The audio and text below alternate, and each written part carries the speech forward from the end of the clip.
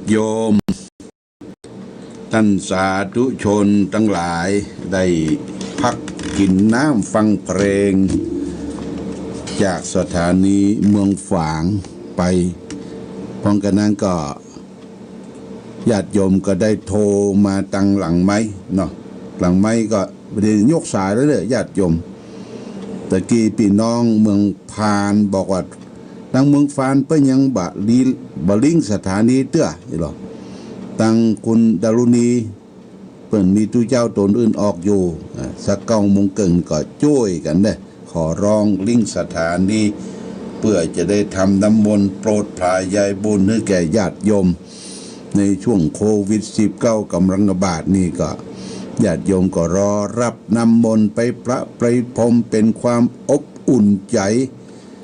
ทั้งดื่มทั้งเอาไปสละสลงเนาะญาติโยมน้ำมนต์ของพระสัมมาสัมพุทธเจ้า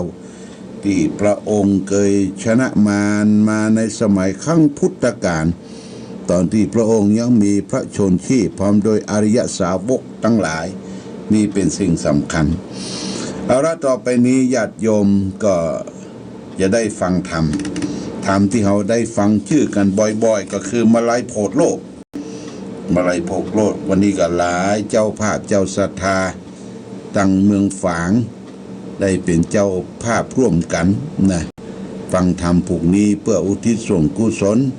ผลทานให้แก่วงวานญาติพี่น้องที่ได้ล้มหายตายจากไปญาติโยมก็ได้รับฟังเสียงนี้ก็ตั้งใจฟังธรรมนะเป็นธรรมมาลัยโพธิ์โลกเนื้อหาสาระเป็นจะไรใบยาวสักเท่าไรเนาะฟังธรรมจบแล้วก็ตุลุงก็จะได้มาทำมังกละสู่ทำน้ำมนต์ให้แก่ญาติโยม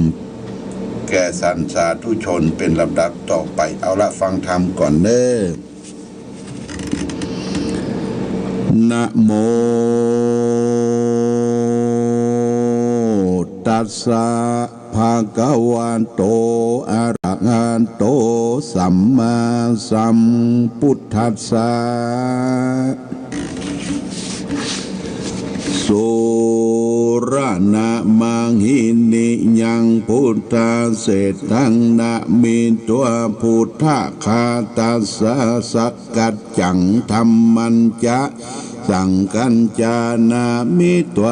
สักกาลจะปัตนังมาลัยญะนาวัตถุปรมัตถาวิจิตังอาลัมพิสังสัมมาเสติดุลาสะปุริสะทั้งหลายอาจารย์เจ้าตนแป่งกัมปีมาลัยอันนี้หากตั้งไว้เป็นที่ไว้และสักการะปูชาแก่คนและเทวดาทั้งหลายเพื่อหายอนทลายตั้งไปในและไปนอกทุกดาวขอขันตะสีมาโดยกัมปีมาลัยอันนี้และนาตามอัฏฐกถาแห่งบาทอนักผาดเจ้าทั้งหลายเบิ่งรู้โดยดังจักวิจัดญาณไปหน้านี้เตอนะมีตัวผู้ข้าก็ไว้ยังภาวนาโลกุตระธรรมเจ้าเก่าพระการกับตั้งปริยัติธรรมดวงบานงามพระเสริฐอันบังเกิดแต่พระอุรานะมิโตผู้ข้าก็ไว้ยังพระอริยสงฆ์ตนทะลงจาตุปริสุทธสินใสสะอาดตนปฏิบัติตามรอยพุทธบาทสัพพัญญูนำเอาคำสอนตนครูโลกลาบังเกิดศรัทธาประสาทะแก่กาแก่คนและเทวดาทั้งหลายและนา อาทิเตกาเลในกาละอันล่วงแล้วยังมีตนแก้วมหาเถรเจ้าตนหนึ่งชื่อว่าเทพมาลัยตนทะลงสินไสวิเศษประกอบไปด้วยเหตุอิทธิฤทธิญาณนิสาญาก็อาศัยจึงบ้านอันหนึ่งชื่อว่ากัมโพจนะกามอันอยู่ในเขตตัมปนยทวีปอันเป็นที่อยู่แห่งแก้วเจ้าทั้งสามประการเอกทิวสังยังมีในวันหนึ่งไสพระมหาเทพมาลัยตนองค์อาจเจ้าก็กล้ากาดไปสู่ยังนรกเพื่อจักยกเอายังฟุ้งเพศอันสังเกตไว้เมินนานปวิสิโตเจ้าก็เข้าไปสู่สำนักแห่งพญายมพิบาลวันนั้นแลในเมื่อพญายมมาลาทันแล้วยังตนแก้วเตปะมาลัยก็มาพาสไลแจงจอดสรารู้รอดทุกอันว่าพันเตข้าไว้เจ้าตนบิมุลมาเจ้ากูลูกจากประเทศเขตแดนใดมานั้นจาที่ปากาโตมหาเถรเทพมาลัยก็ขานกำไปเรียวรีบว่าเราลูกจากยุมปูทวีปเมืองคนมา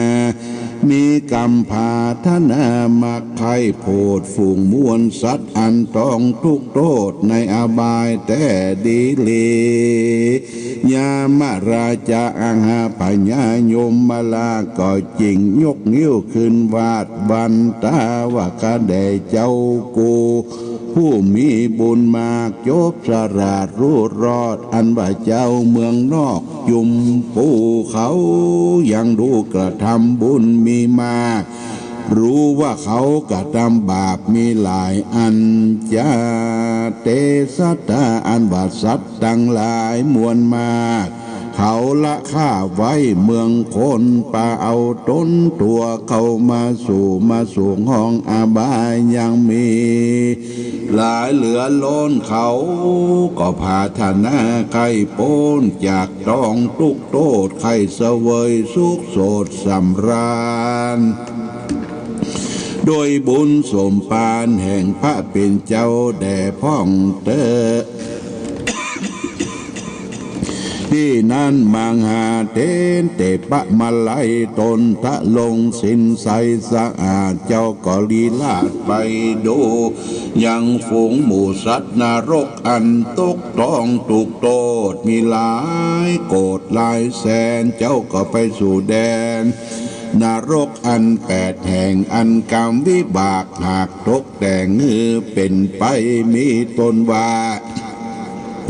วิตรณีมอใหญ่โลหะกุมพีใจปอดีอุสุตนรกมีขอบเขตสังฆนรกเพศปุญกัว โทษ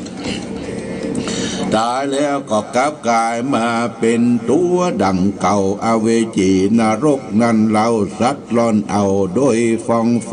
บังเกิดเป็นไปหลายเยืองโรลุวันนรกอันเป็นเครื่องโกงจักสัตนรกรักแทบเพียวรอดวิยรโลกขอสุดปลายเจ้าก็บาดูได้แต่ใส่มีใจมักไข่โพดฝูงสัตว์นรกพ้นจากตกอาบายเจ้าก็มากฎหมายสังเกตไว้ล้วนแต่โพดบ่ได้เพราะมีเวรหาพระการยังจักทรมานกรรมวิบากเพราะอนันตริยกรรมหากเป็นนักจักเอารอไว้ถ้าพระอริยเมตไตรจักลงมาตัดภายโพดพ้นจากโรคเมื่อไปลุ่นและนาที่นั่นบางอาเถรเทพมาลัยเจ้าก็ปิขึ้นไปไว้บ่จ้าสู่สำนักโยมบาลาจ้าอาหะก็กล่าวแก่ มหาราชตนฉลาดอันเป็นใหญ่ในอบายฟงสัตว์ลายทุกหมู่ทวนนากู้ยิงใจอันทรกนันทลงทุกในอบายยังมีมากหลายเหลือล้นเขาบ่ได้พ้นคือพวกกระทำเวร5 ประการยังจักรอถ้าพระตนบานบ่อเศร้าคือภาริยาเมตไตรเจ้าอันจักลงมาโพดฝูงสัตว์แต่นาญามราชาพญายมราชก็ยกนิ้วมือขึ้นกราบบันตาว่าข้าแด่เจ้าตนมีบุญมากตนกรุณาโพดฝูงสัตว์โลกสาธุดีอันหนึ่งผู้ข้าขอสั่งกรรมขอเมตตานำไปบอกแก่เจ้าเมืองนอกยุมปูให้เขาเร่งรีบกระทำบุญทานรักษาศีลภาวนาบานอย่าหือขาดอย่าได้ประมาทลาสาอย่าได้ปิกป้อขึ้นมาตีเก่าอย่าหือได้มาถลงทุกเล่าในอเวจีเขาได้หนีไกหลีกเว้นหือพ้นจากทางเส้นเข้าสู่อบายขอนิมนต์พระเป็นเจ้าจงได้นำกำพายแผ่เอากำนี้ไปบอกแก่เจ้าจุมปูอย่าให้เขาได้กระทำป่านาติบาตอย่าเข้าอำนาจแห่งตัณหาอย่ามีใจโมหะโลภเอาของตานอย่าเล่นจู้จากผัวเมียตนอย่าได้จุไล่กำสนกำสออย่าดื่มน้ำล้อและยามเมาอย่าได้กวนเก่าด่าจีตีพรามอย่าได้ห้ามด่าปอตีแม่อย่าได้ตัดไม้สลีมหาโพธิ์อย่าได้มั่งเกลียวโกดเจดีอย่ากระทำร้ายแก่ภิกขุณีกระทำให้เลือดตินพระเจ้าออกยุงปางกันประกอบเพื่อเป็นหิตานุหิตะปางกันบันพิจารณาจำเริญเมตตาภาวนายังเทวทูตทั้งก็จะได้เป็นบุญแก่กานำไปสู่จันทร์ฟ้าและเนรปานขอนิมนต์ท่านเป็นเจ้าจงนำเอาความนี้ไปบอกแก่ฝูงเจ้าเมืองดอกจุมปูรีบเตอเทโลอันว่ามหาเถรเจ้าเตปะมาลัยตนองค์อาจได้ยินคำสั่งพญายมราชราชาเจ้าก็รีบเสด็จมาโดยลวงอากาศมาถึงอาวาสวิหารตนถึงวันรุ่นมารอดรุ่งเจ้าจอดมาถึงเจ้าก็มาถือเอายังวีและบาทนุ่งห่มผ้าย้อมฝาดคาดบริมณฑลแล้วก็เสด็จทนไปสู่บ้านโพชนาการอันเป็นที่เคยเอาเข้าปิ่นที่บาทในอาวาสเกงหาที่นั่นแหละมนุษย์อันว่าคนตั้งหลายในที่นั้นเขาก็เป่าต้านตักเตือนกันว่าดูแลยิงใจตั้งหลายเฮ้ยบัดนี้ท่านมหาเด่นเจ้าท่านก็เข้ามาเมตตาจงปาขันหาสั่งมาใส่บาตรทุกคนขออาราธนานิมนต์ไว้ก่อนเพื่อหมู่ฮือผู้ค้าตั้งหลายได้หย่อนตั้งตานยิงใจลูกหลานเจ้าบ้านเขาก็มาออกปากทางนิมนต์เขาก็ย่อยงเขาใส่บาตรอยู่ในหัตถบาตรตามวินัยกองแล้วผู้จบทองฉลากก็มาเว้นเข้า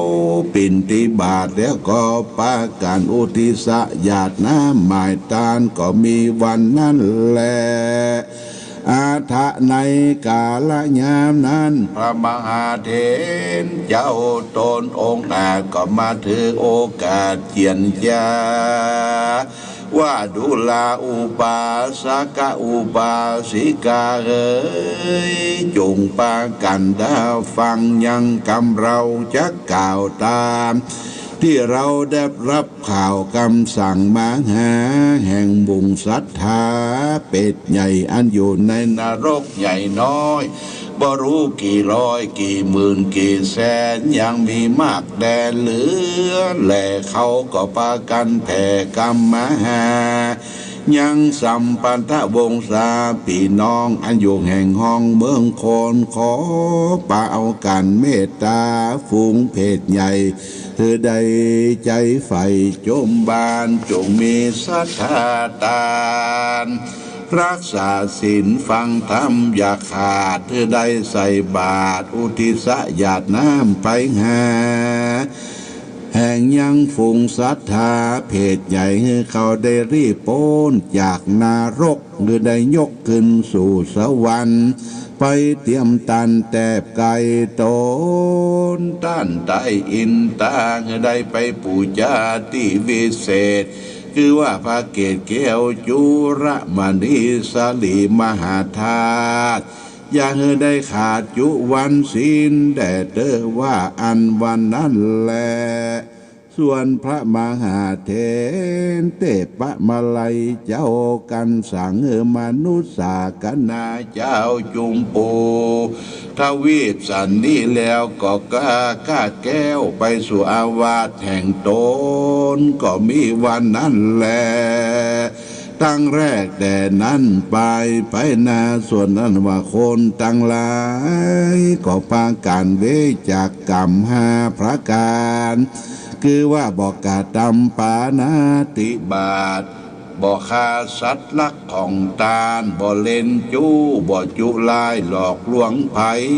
บ่ดื่มกินสุราและเมรัยเจ้าแต่กาตำกรรมอันดีมีตนว่าตารักษาศีลเมตตาภาวนาไปบอกขาดก็ปากันใส่บาตรญาติน้ำบุติสะหมายตาลไปหายังฝูงศรัทธาหมู่เอตเพื่อเขาได้พ้นจากเขตอาบายก็มีวันนั้นแลนี่ทิตาขีญาอันเก่าแก่ไขยังมหาเถรเทปะมาลัยจาดกก็บังโกมสมเร็จเสด็จญาติโยมก็ได้ฟังธรรมมาลัยโพธิ์โลกเนาะมาลัยโพธิ์โลกนี่ก็มักเอาไปเทศไปแสดงอุทิศส่วนกุศลแก่ญาติโหโยติกาของเขาของตนที่ได้ล้มหายตายจากไปธรรมพวกนี้ก็ได้กล่าวถึงมหาเถรตนหนึ่งชื่อว่าเทปะมาลัยมหาเถรตัวเนี้ยมีอิทธิฤทธิสามารถเหาะเหินเดินอากาศไปนรกได้ไปเยี่ยมสัตว์นรกไปพบกับพญายมพิบาลไปโปรดสัตว์นรกพญายมพิบาลก็ฝากกรรมและก็กรรมของสัตว์นรกทั้งหลายว่าเมื่อต้านจากนรกไปแล้วขอฝากไปหาสัมพันธวงศาพี่น้องอันอยู่แห่งห้องเมืองคนเพื่อได้ทำบุญทำกุศลหยาดน้ำไม่ตานไปให้เขาพ่องเขาได้ไปตกนรกหมกไหมอยู่ในนรกหลายปีญาติโยมแต่สัตว์ที่โปรดได้ก็มีสัตว์ที่โปรดมาได้ก็มีว่าพระมหาเทพมาลัยที่ไปโปรดสัตว์นรกที่โปรดมาได้คือพวกกระทำเวร5 ประการเนี่ยญาติโยมนะกระทำเวร5 ประการนี่โปรดมาได้มีอย่างพ้องเป็นกรรมอนักที่กระทำเวร5 ประการก็คือพวกที่ได้ฆ่าพ่อฆ่าแม่ฆ่าพระอรหันต์ทำร้ายพระสงฆ์ให้แตกจากกันแล้วก็ไปม้างเกี่ยวโกฏเจดีย์ตัดไม้สลีมหาโพธิ์ว่ะหมู่นี้นะเป็นกรรมนัก ห้ามสวรรค์ห้ามนิพพานบ่ได้ไปพุทธไปเกิดโปรดบ่ได้อันนี้เป็นกรรมหนักเรียกว่าอนันตริยกรรมอนันตริยกรรมเนี่ยญาติโยมคือกรรมหนักเขาก็จะสังเกตว่าพวกกตัมเวร5 ประการเนี่ยแม้แต่พระที่ไปโปรดคือพระมาลัยก็บ่สามารถที่จะ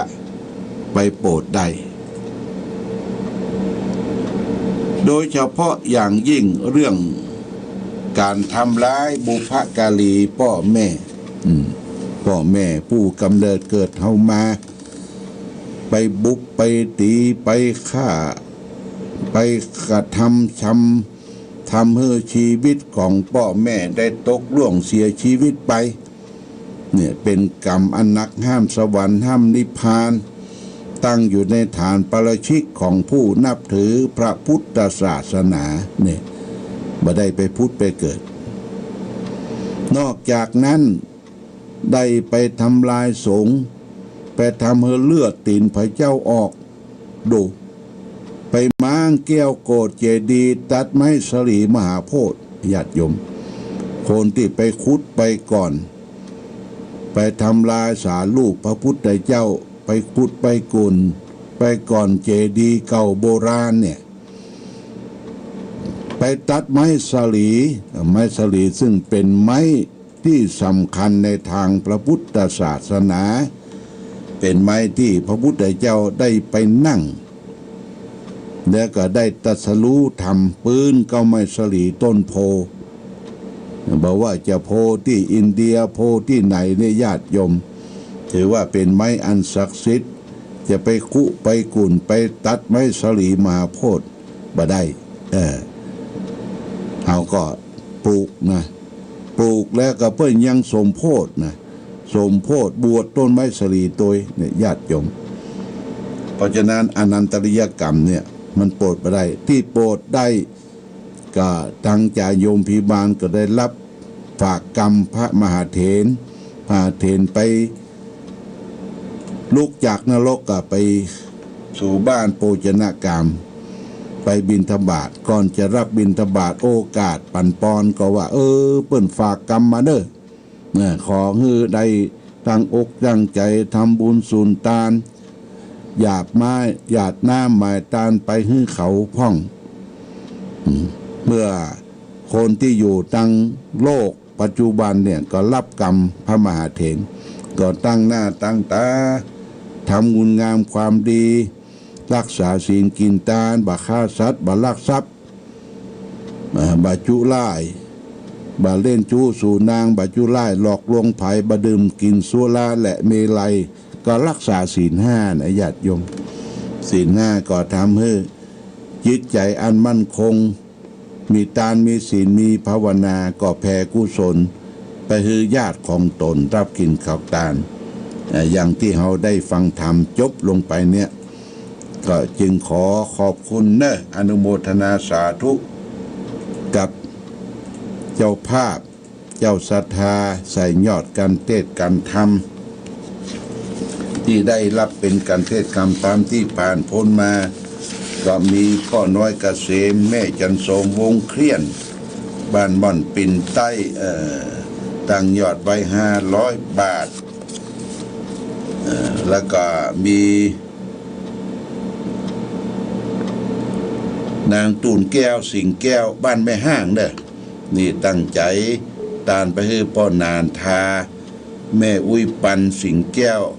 นายบุญธรรมสิงแก้วพ่อสุขแม่เอ้ยฟองมูลนะโมทนาสาธุแล้วก็นอกจากนั้นก็มีพ่อรถแม่เอ้ยตันที่มาก็ได้ตั้งกันเทศไว้ฝากมาได้รับแล้ว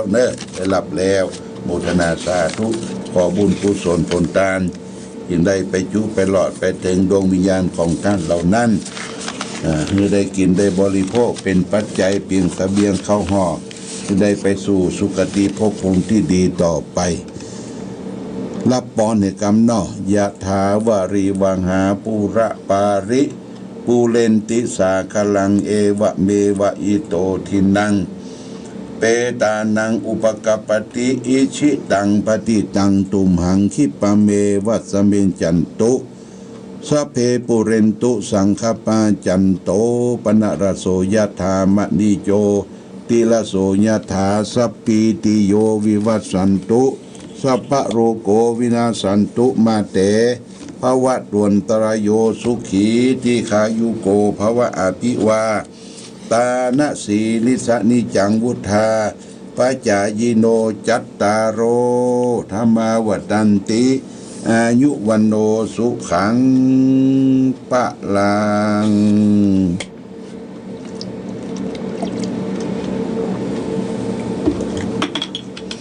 เอาละญาติโยมได้ฟังธรรมจบลงไปต่อไปก็เตรียมตัวเตรียมใจเนอะจะได้เจริญพระพุทธมนต์ทำน้ำมนต์ฝากไปให้พ่อแม่พี่น้องตู้ที่กู้แห่งกู้หนที่ตั้งใจได้สดับรับฟังจะไหวโดยอธิษฐานจิตโดยก็ได้เอาได้ฝ่ายเมืองขาวไปกองวิทยุกองพระพุทธรูปแล้วก็มาเขียนกับขวดน้ำมนต์ภาชนะรองรับน้ำมนต์เนอะทั้งกินทั้งอาบทั้งใจแล้วก็ไปประไปพรมในบ้านในจองของตั้นทั้งหลายมันโควิดเนี่ยมันหายมันเสี่ยงไปจะไปมันเข้าบ้านเข้าจองมันปัดไปกับลมไหลไปกับน้ำไม่ไปกับไฟนะญาติโยมนะโดยพุทธคุณธรรมคุณสังฆคุณขององค์สมเด็จพระสัมมาสัมพุทธเจ้าเอาละญาติโยมจะได้อาราธนาเชิญเทวบุตรเทวดาเข้าบ้านเข้าจองก่อนเนอตั้งใจณโอกาสบัดนี้ปริตูนาเมตังสเมตาปทันตาอวิคิตาจิตาปริตังพนันโตสักเกกาเมจะรูเปคิริสิขลตเตจันตลิเควิมาเนติเปลเตจักเมตโลวนาคาเนเคหาวัตถุมิเคเตภูมิธาตโยจตุโรกาปาระราชายามราชาอินโตเวสุวรรณราชาอริยเมตไตโยโพธิสัทธาวกาทโยอริยสาวกาจะปุถุชนะกัลยาจะสัมมาทิฏฐิเยวะพุเทปัสสนาธรรมเมปัสสนาสังเคปัสสนาพุทเทสักลวาธรรมเมสักลวาสังเคสักลวาอิโตทานะโตยาวะปรัมปราอิมัสมิงสุจักวาเรสุเทวตานังมุนิลวะจันดังสาทะโวโนสุนันตุธรรมสวนาการโรยัมภทันตาธรรมสวนาการโรยัมภทันตาธรรมสวนาการโรอายัมภตันตาสมันตาจักวาเรสุอัตราคาสันตุเทวตาสัทธมังมุนิรัสสตาสุนันตุสกโมขะทางนะโมตัสสะภะคะวะโตอะระหะโตสัมมาสัมพุทธัสสะนะโมตัสสะภะคะวะโตอะระหะโตสัมมาสัมพุทธัสสะนะโมตัสสะภะคะวะโตอะระหะโตสัมมาสัมพุทธัสสะพุทธังสารนังกาจามิธัมมังสารนังกาจามิสังฆังสารนังกาจามิตุติยัมปิพุทธังสารนังกาจามิตุติยัมปิธัมมังสารนังกาจามิตุติยัมปิสังฆังสารนังกาจามิตติยัมปิพุทธังสารนังกาจามิตติยัมปิธัมมังสารนังกาจามิตติยัมปิสังฆังสารนังกาจามินะโมเมสัพพะพุทธานังตวัตติงสาวรรักขันโนตันทังกาโรมหาวิโรเมทังกาโลมหายะโสสาลานังกาโลโลกา อิโตทิปังกาโลสุตินตันโลกุญจันโนจันนาปโมโกมังกาโลปุลิสาสะโพสุมาโนสุมาโน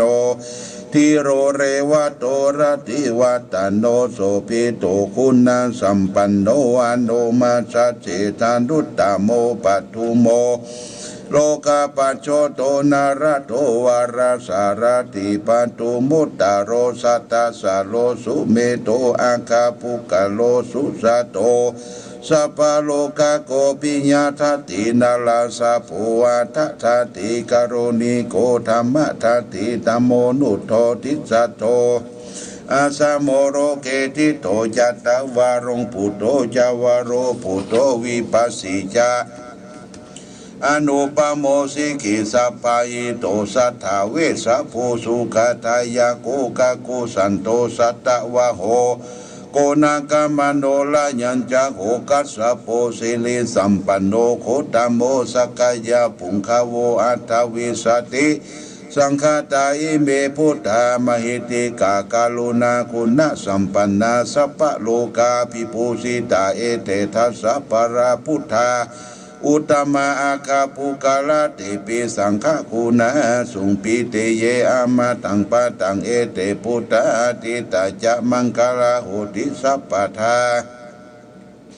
อัตวิสติเมพุทเตอาหังวันตามิสัพพตาเตสังญาเนสีเลนะขันติเมตตาปะเลนะจเตปิโนอนุรักขันโตอรุยเกนะสุเกนันจาตาวิสติเมพุทเตโยนะโรสลานังกโตกัปปานิสัตตสังหัสสานิทุกขสิงโสนาคัสสติอัตวิสติพุทธปาริตังสัมพุเตอัตวิสัญจาทวาตสันตสังหัสสะเกปัญจสัตตสังหัสสานินามามิศีลาสังหังเตสังธรรมัญจสังกัญจาทะเลนะนามามิหังนามาการานุภาเวนะหันตวาสเปอุปัฏฐเวอเนกาอันตรายาวิวินาสันตุอาเสสะโตสัมพุเตปัญจปัญญาจตุวิสติสังหัสสะเกทัสสะสัตตสังหัสสานินามามิศีลาสังหังเตสังธรรมัญจสังกัญจาทะเลนานามามิหานามากาลานุภาเวนะหันตัวสเปอุปัฏฐเวอเนกาอันตรายาวินาสันตุอาเสสะโตสัมพุเทนาโวตารัสติอัตวิสติทัสสะหัสสะเกวิสติสัตตสังหัสสานิมิสินิสนามามิศีลาสังหังเตสังธรรมัญจสังกัญจาอาทะเลนะนามามิหังนามาการานุภาเวนะหันตัวสเปอุปัฏฐเวอเนกาอันตรายาปิวินาสันตุวาเสสะโตยานิทะปูตานิสัมมาคาตานิปุมมานิวายานิวะอันตลิเกสะเปวะพุทธสุมาณาภวันโตอันตุปิสักกัสสะสุนันโตปัสสิตันตัสสมาหิพุทธานิสาเมตัสสะเปเมตังกโรตะมนุทิยาปัจจายติวาจารโตจหารันติเยภริงตัสสมาอิเนระคตาปมาตายังกินจิวิตังอิตาวาหุลังวาสักเกสุวายังรัตนังปานิตังนาโนสมังอาทิตาตากเตนะอิตัมปิปุเตลัตนังปานิตังเอเตนะสัจเจนะสุวัติหุนตุขยังวิลาคังอมตังปานิตังทายาสกะสักกายมุนีสมาหิโตนะเตนะธัมเมนะสมาธิกินจิอิตัมปิธัมเมรัตนังปานิตังเอเตนะสัจเจนะสุวัติหุนตุยัมพุทธเสโทปาลิวันนาเยสุจิงสมาธิมานันติเลกัญญามหุสมาธินาเตนะสมโมนาวิชาติธัมปิธัมเมลัตนังปานิตังเอเตนะสัจเจนะสุวันตุเยปุคลาอัตตสตังปัสสตาจัตตาริเอคานิโยคานิหุนติเตทักขินายาสุขัสสาวกาเอเสสุทินานิมหาภลานิอิตัมปิสังเคลัตนังปานิตังเอเตนะสัจเจนะสุวัติหุนโตเยสุปโยตามนัสสาทานเดนานิกามิโนโคตมัสสะสนามิติปฏิปตาอมตังวิคังหารตมุตานิปุติปุญชมานา อิตัมปิสังเคลัตานังปานิตังเอเตนะสัจเจนะสุวัตถิยะจินตากิโลปัตตวินสิโตสิดาจตุมปิวัติปิอสัมปิกาปิโยจตุมังสัพปุริสังวัฏามิโยอริยสัจจานิอเวจาปัสสติอิตัมปิสังเครัตนังปานิตังเอเตนะสัจเจนะสุวัติอุนโตเยอริยสัจจานิวิภาวันยันติคัมปริยปัญเจตุเตติตาปิกินจาปิเตโอติสุปปะมาตานาเปปวังอัตมาทาดิยันติอิตัมปิสังเครัตนังปานิตังเอเตนะสัจเจนะสุวันตุสวะ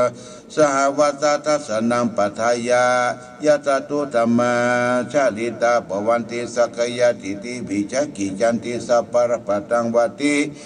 ยะทันติกินจิตานุปัฏเทเยวะจาวิบาปโมจเตจาปิสานิอัตถโภกตุงอิตัมปิสังเครัตนังปานิตังเอเตนะสัจเจนะสุวันตุกินจาปิโสกัมมังกะโลติปะปังกังกายเยนะวะจาอุตติสัตตะอภะโพโตสัตตะปฏิสัยาปปตาติตาปตาวุตาติอิตัมปิสังเครัตนังปานิตังเอเตนะสัจเจนะสุวันตุวนะปะคุมเปยะถาพุทธติตาตะเกขิมามนะเสปตามิสมิงกิเมปทุมมังธรรมวรังอติตยินิภาคมิงปรมังหิตายะอิธัมปิพุทเทรัตนังปานิตังเอเตนะสัจเจนะสุวันติอุนโตวะโรวะรัญโยวะระโตวะระหะโรอนุตตโรธรรมวรังอติสยิอิธัมปิพุทเทรัตนังปานิตังเอเตนะสัจเจนะสุวันตุขีนังปุรานังนวัติสัมภวังวิรัตติตายติเกภวะสัมมิเตขีนาพิชาอาวิโรนิฉันทานิธัมปินันทิลาปะธัมปิอปติโพอิธัมปิสังเครัตนังปานิตังเอเตนะสัจเจนะสุวันตุญานิทัพพุตานิสัมมาคัตตานิภูมานิวายานิวันตลิเคตถาคตังเอเตนะเตเตนะมนุสสปุติตังปุตังนามัสสมาสุวัติอุดุยานิทัพพุตานิสัมมาคัตตานิภูมานิวายานิวันตลิเคตถาคตังเทวมนุสสปุติตังธัมมังนามัสสมาสุวัติอุดุยานิทัพพุตานิสัมมาคัตตานิภูมานิวายานิวะอันตเลเกตถาคตังเทวมนุสสปุติสังฆังนามัสสมาสุวัติอุโตรัตนะสุตังยะโตหะภาคินีอาลิยาจาชาติยาจาโตนาปิชานามามาสัจจิจาปานิยังชีวิโกโรเตนะตินะสุติเตอุโตโสติคาปัสสะพุสังโฆสติตังกะโตธรรมานังวิจโยตถาวิริยัมปิติปัสสติโพสังฆาจตถาภเลสมาธุเปคาโพสังฆาสติเตสัพพตสินามุนินาสมัตตกาสาภวิตาภอุลิกาสาสังวัตติอินญญานิพานายาจะโพธิยาเอเตนะสัจวัจเจนะสุติเตโอตุสัพพตาเอกสัมมิงสัมบายนะโตโมคคารนันจกัสสะปังกิลานิทุเกเตทิตวะโอสังเคสัตตาเทสติเจตนะอภินันติโตโลกาโมจิงสุตังคะเนเอเตนะสัจวัจเจนะสุติเตโอตุสัพพตาเอกธารมราชาปิกิลันเยนะปิปิริโตจุนทัตเถเลนะตันเยวะปนาเปตวานาสาทลังสโมทิวาจาปตาตมาวุธาติธานาโสเอเตนะสัจวัจเจนะสุติเตโอตุสัพพตาปะหินาเตจาปตตินันนันติมเหสีนังมะกายเตเกรราปฏิปานุปฏิธรรมตังเอเตนะสัจวัจเจนะสุติเตโหตุสัพพทายันตุนิมิตังอาวามังคลัญจโยจามนาโปสากุณาสัสสะโอปปะกะโหตุสุปินากตังพุทธานุภาเวนะวินาสัมมินตุยันตุนิมิตังอาวามังคลัญจโยจามนาโพสกุณาสัสสะโอปปะกะโหตุสุปินากันตังธรรมานุภาเวนะวินาสมินตุยันตุนิมิตังอาวามังคลัญโยจามนาโพสกุณาสัสสะโอปปะกะโหตุสุปินากันตังสังฆานุภาเวนะวินาสมินตุมหากาโลนิโกนาโตอิตายะสัพพะปนินังโพเลตวาปารมีสัพพะปะโตสัมโพธิมุตตมังเอเตนะสัจวัจเจนะสุติเตชัยมังคลาชัยยันโตโพธิยมุเลสักลยานินันทโวเอวันตวังวิจัยโยอิจัญญสุสัยมังคเลอปปะลาชิตาปะลังเค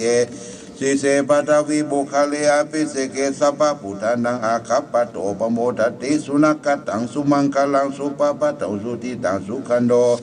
สุโมโตจะสุยิตังปะกินังกายกัมมังวาจากัมมังปะกินังมโนกัมมังปณิทิเตปะกินาปะกินานิกัตวันดาลพันตเตปะกิเนโสอัตตะโตสุกิโตวิรุณโหพุทธศาสเนอโลโกสุกิตาอุติสหัสสเปยะริปิสาอัตตะตาสุขิตาวิโลนาพุทธศาสเนอโลกาสุขิตาอุติสหัสสเปยะติเปเตอัตตะตาสุขิตาวิโลนาพุทธศาสเนอโรกาสุขิตาอุตสาสเปยะปิติเมสารันดังอัญญังพุทโธเมสารันดังวรังอิเตนะชัจจวัจินะหุนตุเตชยมังคลังนัตติเมสารันดังอัญญังธัมโมเมสารันดังวรังอิเตนะชัจจวัจินะหุนตุเตชยมังคลังนัตติเมสารันดังอัญญังสังโฆเมสารันดังวรังอิเตนะชัจจวัจินะหุนตุเตชยมังคลังยังกินจิรัตนังโลกีวิสัตติวิวิตังพุทโธรัตนาพุทธสมังนาติตัสมาโสติภวันตุเตยังกิจิรัตนังโลกีวิสัตติวิวิตังพุทโธรัตนังธรรมสมังนาติตัสมาโสติภวันตุเตยังกิจิรัตนังโลกีวิสัตติวิวิตังพุทโธรัตนังสังฆสมังนาติตัสมาโสติภวันตุเตฮิริโอตปะสัมมาสุขสัมมาธรรมหิโตสันโตสัพพุริสาโลเกเทวตาวาติวุจเลสติปัตตาวัจนะสติปัตตาวัญชนะมาตาปิตาชนิกันตาชตเวตาปฏิกามังจัญญาจานากาตาพุทธจิตวมาลังสวานังจตุสัตตังมันตังเยสิวิสุนดาลาสปะตันังกัลลาปโยพุทธาตาวิสตินายเกสปปฏิติโนยหังมัตตะเกติโมลิสาลาสิเสปฏิติโตไมหังพุทโธธัมโมทวีจโนสังโฆปฏิติโตไมหังอุเรสัพพหุนาคตโยอัตมิเนอนุรุตโตสารีปุตโตจัตกิเนโกตัญโยปิติปัสสมิโมคคลโนจาวามะเกตกิเนวัสเมมะหิวาสุอนันตาละหุลากัสสะโพจมหานโมมัตตุมบามะสุตะเกเกตันเตปิติปัสสมิสุริโยปปังคโลนิสินโดสิริสัมปันโนโสภิโตมุริมุงกโมกุมลกัสสะโพเทโลมหิจิตวัตโกโสไมหังวัฒนีนิจังปฏิทานิคุณากโยปุญโยอังคุลิโมจะอุบาลินันทสิวาลิเมปัญจมหติลานาลติติมามาเสตสิติมหติลาชิตาวันตาจินโนลตาชลันติสิลาเตสนะอังคามิสันติตาลตนาปุระโตสติอัตตกิตากิเนเมตาสุรกังทัสสะกังปัสสะตุอาสิวะเมอังคุลิมากังกันตโมระปาริตันตาตัติญาตุรกังอังคาเสสัสเสอาสาตนาเสสะปะกะสันตินาสินานาภลายสันตุเตธรรมะปะกะเทวสัตตุเมสะเกจาสกะเจสัมมาสัมพุทธะเลวันตาปัจจลามาตาปิตาชาติบริสัตตาตุปัตตวาเสตวินายันตุอนันตุนาเตชนะชินาปัญชลามิวิหานันตังมิตาเลสัตตาปะเลนตุมันสะเปเตมหาปุริสัสสะภาอิเจวะเมกะโตระโกสุระโกพุทธานุภาเวนะจิตุปัตตโวธรรมานุภาเวนะจิตตระสังโฆสังฆานุภาเวนะจิตันตระอุจารามิธรรมานุภาวาลิตุเตชยาปันตระปันตกลานัยนิทิตาอาทิอุณาจาวิจโยตัมโมโรเกอนุตตโลสัพพสัตตาหิตตายะตังตวงขันนาหิเทวเตปริวะเจระจักขันเตอมนุเสภวะเกเวเกนะเสวิเตปุเตอากาสมาลนามุตโตตาเปโตกามาจริตังจริตเสวานุภาเวนะหุนตุเทวสุขิตตาสุทัสสิลังสมาทายะธรรมสุจริตังจริตเสวานุภาเวนะหุนตุเทวสุขิตตาลิขิตังติติตังพุตังทาลนังวจานังกลุงปริเตตานันตุโตตัสสะยุภวัตติสักขโตพุทธรัตนังโอสัตังอุตตมังวรังหิตังเทวมนุสันนังพุทธเทเสนะโสจินานะสันตุปัตตวาสเปตุกาวุปัสสมินตุเตสักขโตธรรมรัตนังโอสัตังอุตตมังวรังปาริลาหุปัสสมานันธรรมเทเสนะโสจินานะสันตุปัตตวาสเปปัญญาวุปัสสมินตุเตสักขโตสังฆรัตนาโอสัตังอุตตมังวรังอาหุนายังปังหุนายังสังฆเทเสนะโสจินา นาสันตุปัตตวาสเปโลกาวุปัสสะเมนโตเตเพสัจจังเทวามนุสันนังกัตุกังติติตังละสังอัมพิลาละวันจีวัสสะภวยติวินาสันโตเอกตาวิติจตุปัญจสัตตตินาตถายวัตถุกาวินาตันตุชีวิธานันตตันตุเตชีวิธานันตตัสสะสายุวันนังสุขังพลังชีวิธานานุภาเวนะอุตุเทวสุขิตตาชีวิธานาเจโยทัตตังอุสตังตมังวรังสาลีลังทุกขังเนสิเตเพสัจจังทานามุตตมัตตสมากัลยังนัสสวริยังปุญญานิปาลโลกัสสมิปฏิตาหุติปฏินังอิมินาชีวิตตินาตุมังกังกิงภวิตติเตกายุกัสสตาอุโตสุขิตาอุโตสัพพทายโยโสสักจังศีลวัติสุตาติสุนานาทานังวรังทัตตัวชีวิตนังมหาพลังเอวังมหิติกาเอสยังทิตังปุญญสัมปตาตัสสมาธิลาปัสสังสติปันติตากตาปุญญตันติอาติอุณาจวิจโยนิธิโตสิลิติติมาติเตโสจยสิติมาหิติมหากรุณามหาคุณาปาริมิตาปุญญาติกลาตาสัพพันตรายานิวารณสมัตตสะภะคะวะโตอะระหะโตสัมมาสัมพุทธัสสะวัตติสัมมาปุริสลักขณานุภาเวนะสีตยานุพยัญชนะนุภาเวนะทุตตะสัตตมังคลานุภาเวนะสัพพันตรังสิยานุภาเวนะเกตุมารานุภาเวนะทัสสะปรมิตานุภาเวนะทัสสะอุปปารมิตานุภาเวนะสัทธะปรมัตถปรมิตานุภาเวนะศีลสมาธิปัญญานุภาเวนะพุทธานุภาเวนะธรรมานุภาเวนะสังฆานุภาเวนะเตชานุภาเวนะอิทานุภาเวนะภรานุภาเวนะยายะธรรมานุภาเวนะจตุลสีติสังหสัทธมกันตานุภาเวนะนาวโลกุตวานุภาเวนะตังกิกามคานุภาเวนะทัสสมาปฏิยานุภาเวนะสารพิญญานุภาเวนะจัตโตสัจจยานุภาเวนะทัสสะปรายานานุภาเวนะสัพพัญญุตายานานุภาเวนะเมตตากรุณามุทิตาอุเบกขานุภาเวนะสัพพปริตานุภาเวนะรัตนัสยสารนานุภาเวนะตุยหังสัพพโลกสุขุปัตวาทุกขโทมนัสสุภาเวนะสันตุสัพพะอันตรายาปิวินาตันโสปะสังฆปะตุยหังสมิตันตุทิขายุตาตุยหังโหตุสัตวสีเนสมัยโกโหตุสัพพตากัสสปะปนาภานะภูมิกังมหาสมุตาอารักขะเทวตาสัตตุเมอนุรักขันตุอาทิโลเกศีละคุณโนสัจจังโสจายานุตายาเตนะสัจจินาคังหามิสัจจกิริยามนุตตลังอวจิตัวธรรมะพลังชลิตัวบุพเก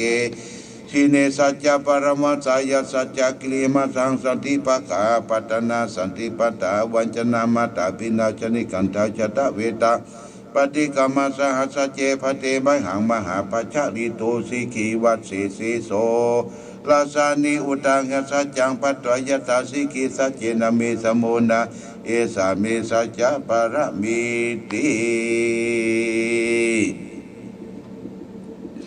โยโสปังกวาสัมมาติงสัพพารมิโยปุริโตสัพพกิเลเสพันธิโตอนุตตโรสัมมาสัมพุติงอภิสัมพุทโธเทวานามาติเตโว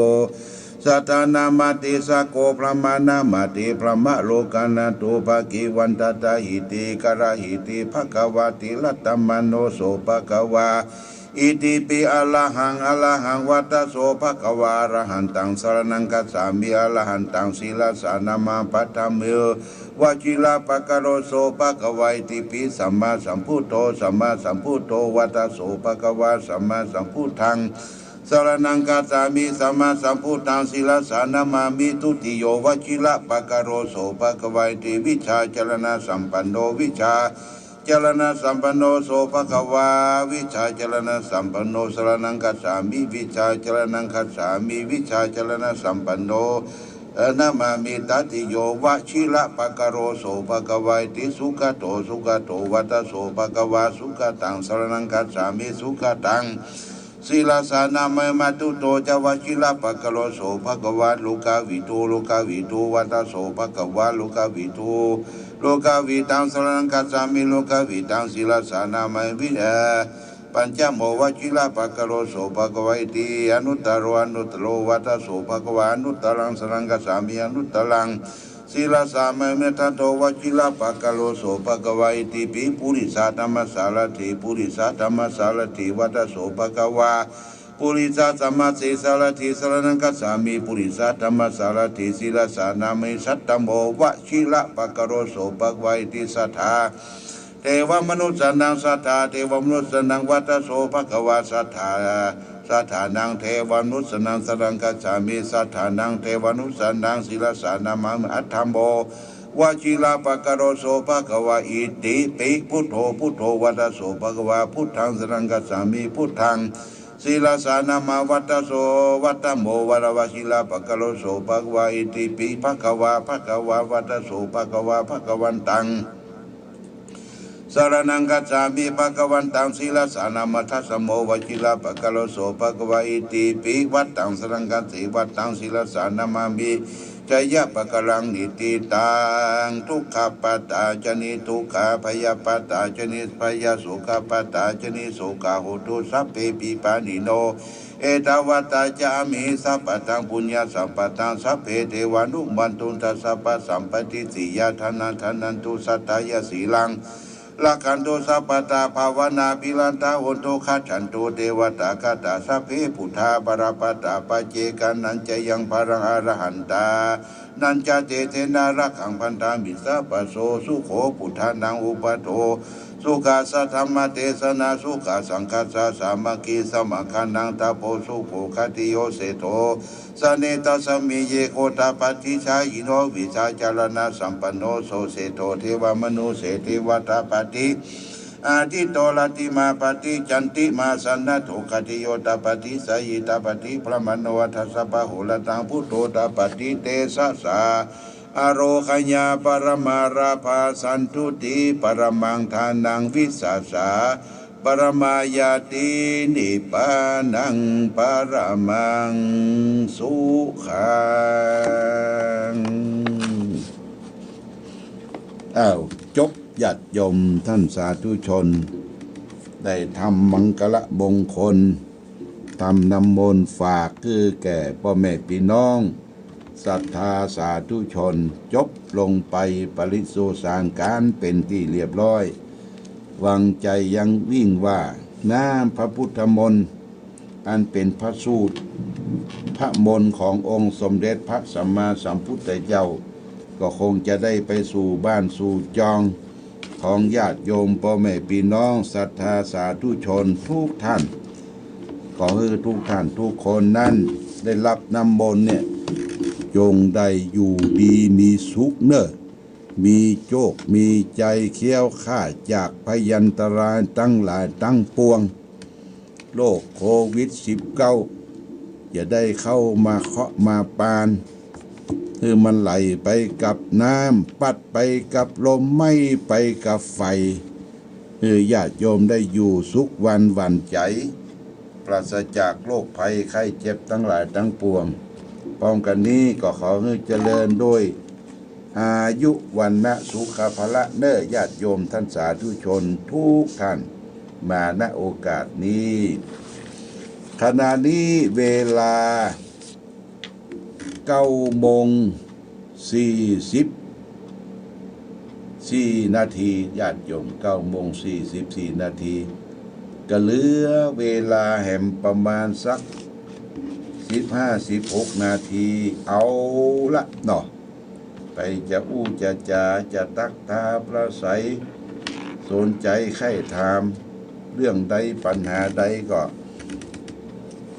โทรเนอะญาติโยมโทรมาโทรไป081-951-5864พอมีเวลาได้ได้จากันประมาณสัก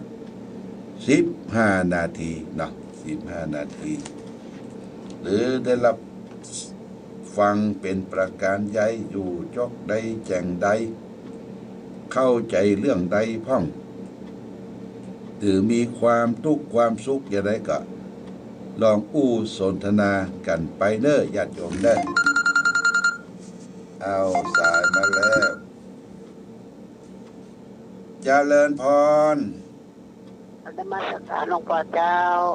แม่มาเลียแจ้โฮมฟังเจ้าเองก่อนเจ้าสัตว์เกณฑ์นี่เจ้าวันนี้ได้น้ำมนต์นะเด้อปวดท่อได้น้ำบนแล้วชื่นอกชื่นใจเอากินเห็นหน่อยเจ้าเอาดื่มเห็นเจ้าแล้วละเจ้า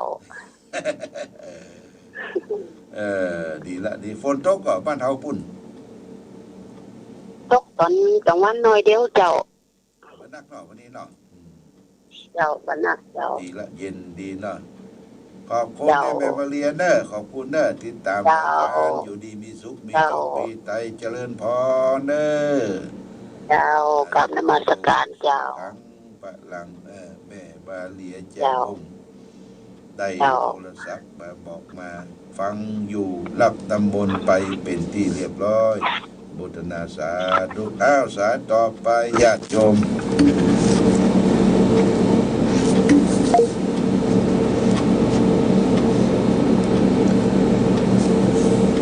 ไปจะจะมาใส่เจริญพรจากนมัสการหลวงพ่อเจ้าจากที่ไหนแม่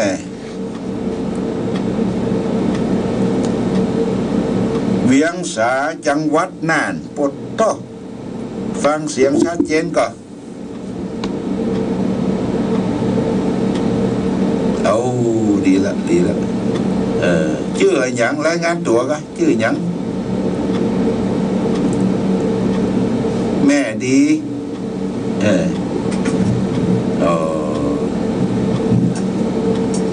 เวียงสาจังหวัดน่านอายุวันโนสุขังเปลิงนะแม่ดีเนอะเจ้าเจริญพรอาสาต่อไป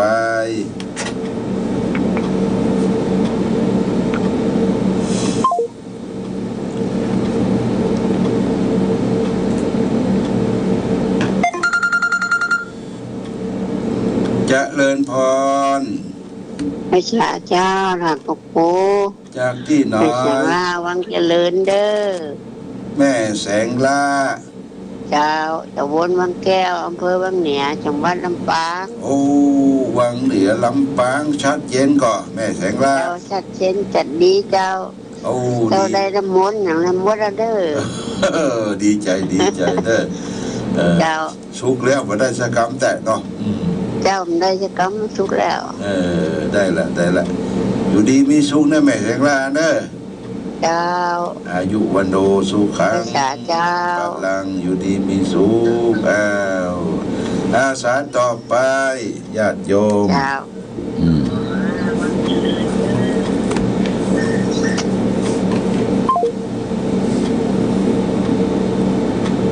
อาสาต่อไป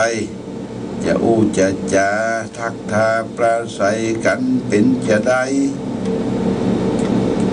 ในค่ำคืนวันนี้เจริญพรเจ้ากับไว้สาเจ้าหลวงพ่ออันที่ค่ายสายสินนี้ที่เขาเอาอันเอาแหวนสลุงนี่นะแหวนสลุงนี่เขาไปมัดมือรถได้เนาะปวดท่อก็สุดยอดนะกันสุดยอดนะกั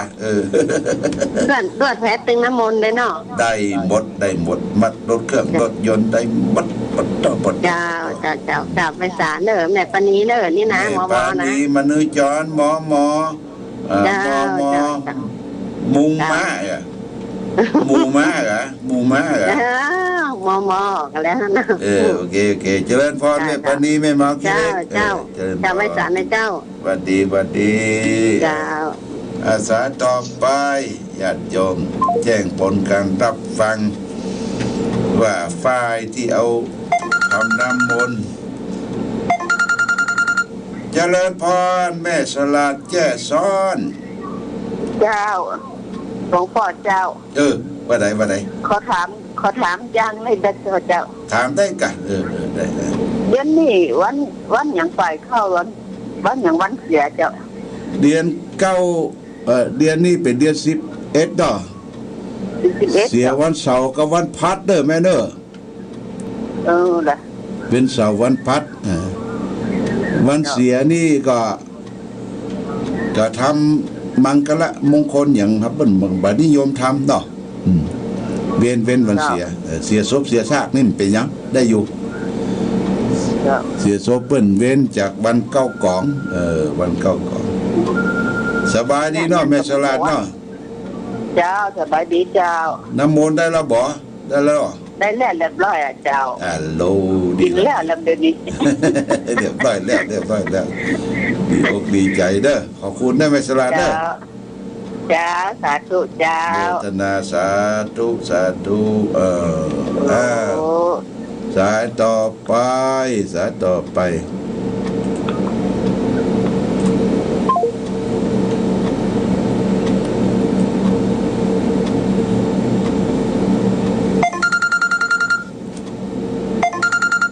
เจริญพรคุณพิสมัยสุริโยดรตะกี้สวดตันกับคุณยมชิดสมัยเจริญพร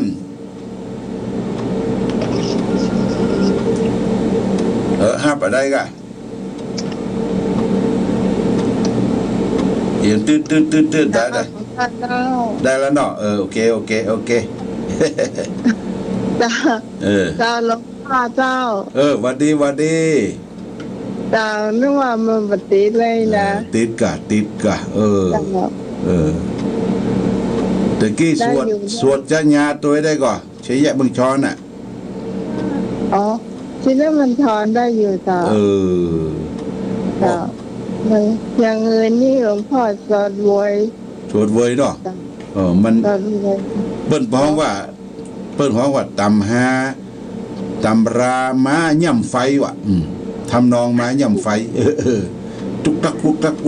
เนี่ยม้าย่ำไฟมัน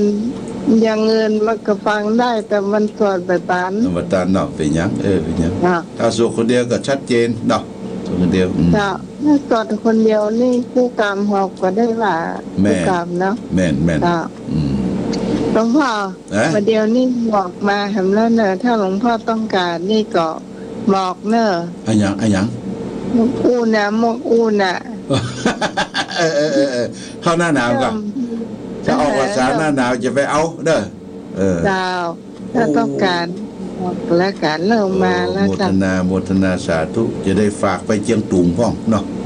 เจ้าเจียงตุงของหนาวแต่ละพุ่นนะเจ้าแล้วไม่ใช่เจ้าหลวงพ่อขอบคุณคนยมพิสมัยสุริโยดรขอบคุณเด้อเจริญพรสายต่อไปญาติโยมสายต่อไปเหลือเวลาสัก7 นาทีสวัสดีไปเถิดเจ้าหลวงพ่อเจ้าคุณปดโทษบ้านทองอำเภอบ้านทองจังหวัดลำพูนเจ้าแม่หยังบ้านทองแม่หยังแม่สีพานจ้าพระเจ้าสี่พันบ้านหงหลวงลำพูนบ้านหงลำพูนชัดเจนเนาะพี่น้องบ้านหงเจ้าตัวแทนพี่น้องบ้านหงน่ะเสียงใสดีเนอะดูดีกะอยู่บ้านหงลำพูนเจ้าตกแรงแรงตกวันนี้หยุดหน่อยเจ้าบ้านหงปวดกระตกเจ้าโอ้เย็นม่วนสบายดีเนาะดูตั้งกินลำไยอยู่บ้านหงเนาะเจ้ากำลังใจหลวงพ่อเจ้าคุณนะเจ้าขอบคุณโมทนาสาธุในวัน4,000เด้อเจ้าเจริญพรเจริญพรขอบคุณโมทนาสาธุละสายต่อไปญาติโยมคู่กันคนเล็กคนน้อยพอม่วนอกม่วนใจเจริญพรภาษาชาวทุ่งลุงมังฟังแม่อุ้ยอินอยู่แม่สาบเสมอฟังอยู่นะแม่สาบเสมอแม่อุ้ยอินเจ้าฟังทุกสวดโททุกตัวยากโอ้โทษติดละเปิดสายแรกก็โทษจนมดเวลาก็บัดติดลุงติดละมันยังมาแค่ขึ้นเมืองฝางติดละพี่น้องเสมอกับประโยชน์เมืองฝางด้านหน้าของกันเนอะนักกะตั้งบ่อนปีนี้หนักเสมอเหนือเสมอใต้เจ้าแม่สาบเนาะ เจ้า อืม โทรหาตัวตรงโทรยากวันนี้มันบัดติดพอแล้วก็อันน่ะโทรก็บัดติด คุยกินสูงอยู่เสมอใด มึงใช่ไม่ทราบเหนือ ไม่ทราบเหนือเนาะอ๋อ เจ้าเมื่อก่อนเพิ่นเอาชุกขออยู่ไม่ทราบใต้เพิ่นไปอยู่เมืองฝางเดี๋ยวนี้เพิ่นตายหมดละไม่เพิ่นเอาชุกไม่ดีเขานั่นนะ เออ มีการลูกหลานเพิ่นทั้งนั้น เออแล้วขอบ คน คุณ โตกับเจ้า ตกหายละวันนี้บัดตกแต่ว่า ไม่ก็ไปอยู่คนเดียวนะฟังตัวลุงผู้ชุกผู้ชุกเอาน้ำมนต์ตัวนะเจ้า โอ้โมทนาสาธุ เจ้า อายุตาใดล่ะประเดี๋ยวแม่อุ้ยอิน เป็นทิพย์เจ้า ปดต่อแข็งแรงอยู่เนาะโอ้สุดยอด แรงอยู่ สุดยอดบุญ สี เด้ ดาได้ไปเข็มละได้สีดาไปเข็ม ข้ามเข็มเนาะเจ้า เดี๋ยวกันนะข้ามเข็มดีละอายุโนสุขังพลังเน้อวันดีเน้อวันดี สาธุเจ้า แม่อุ้ยอินเสมอเหนือฉีดยาไปเข็มแล้วอายุ80ข้างเข็มวัคซีนสาต่อไปญาติโยมเจริญพร เจ้าสาธุโอ้ติงถูกทั้งหมดตอนแรกไกลเจ้า โอ้ติดแล้วเนอะติดแล้วชัดเจนดีเนอะได้ เจ้าสัจเจนดี รายงานตัวหน่อยจากที่ไหน แม่น้อมตาจาง แม่นอมต้าจาง เจ้าเวียงหนองรอง เพียงดองลองชัดเจนนะแม่น้อ สัจเจนดีได้ยินถึงแมลงอะเต็งถูก ได้นำมนต์เปล่าวันนี้ได้กับเจ้า โอ้ดีละ ฟังถึงหวาน โอ้ แม่เป็นนอนฟัง ดีกะ นั่งฟังนอนฟังอีก ถูก ม่ว ต้อง น ถูกต้องวิทยุตูเจ้ามันมีก็ธรรมะเนาะดีกะละลายโตนฟังละลายโตนเนอะเพลงแต่ตึ้งฟัง ฟังธรรมะนะฟังตูเจ้าเปิ้นอู้ แมลงตะกี้กับเต็งโถอันข่าวก็ดีพอเนาะโทษไอ้โจ้ ไอ้โจ้ได้ เจ้า ไอ้โจ้ผู้กำกับโจ้เนาะพันตำรวจเอกเนาะโอ้ไปยับเปิ้นเอาสูงยางไปสูหัวสิเปิ้นตายเปิ้นยับปวดแต่โอ้ นั่นนะ ตำรวจยับตำรวจแต่ตำรวจยังได้หนังจ้ะ นี่เนี่ย เจ้าสาธุเจ้า เจริญพรเด้อแม่เด้ออยู่ดีสุขเด้อเจริญพร เจ้า ญาติโยมเห็นสัก2 สาย2 สายเนี่ยก็จะเอ็นแหละANDN จบเห็นสัก2 สายโอ้เจริญฟังแม่จันฟังแจ้ห่ม ไปสาชาตุบู โอ้หวัดดีเด้อวันนี้นำมนต์ได้หน่อแม่จันฟังหน่อ ดาวในวันนั้นเก็บถึงได้ วันนั้นเกี่ยมมาได้ฝนตกกับบ้านเฮาบ่แจ้ห่ม ตกหน่อยนึง พอเย็นๆนะเนาะ ดาวมันตกหนัก ขอบคุณนะแม่จันฟังเด้อ ดาว ก็อยู่ดีมีสุขนะแม่จันฟังเด้อหวัดดีเด้อเจริญพรสายสุดท้ายญาติโยมสายสุดท้ายเจริญพร นมัสการเจ้า จากที่ไหน